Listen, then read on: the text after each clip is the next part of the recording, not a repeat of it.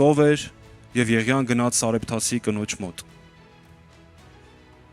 Այդ կինը ուներ մի փոքր ալյուր եւ մի փոքր յուղ, ով ասում էր ուտենք եւ մեռնենք։ Եղիան ասեց պատրաստիր, բայց միայն թե առաջինը ինձ համար բեր։ Ինչ հետաքրքիր է։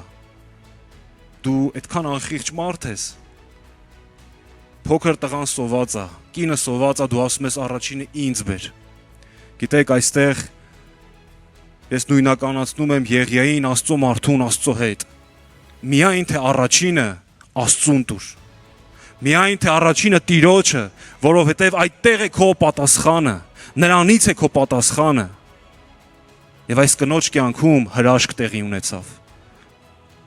Քո կյանքում էլ կարող է նույնը տեղի ունենալ, եթե դու գաս այս գիտակցությանը, ամեն բանից առաջ Աստված։ Ամեն բանի մեջ սկզբում Տերը, Տիրոջ համար,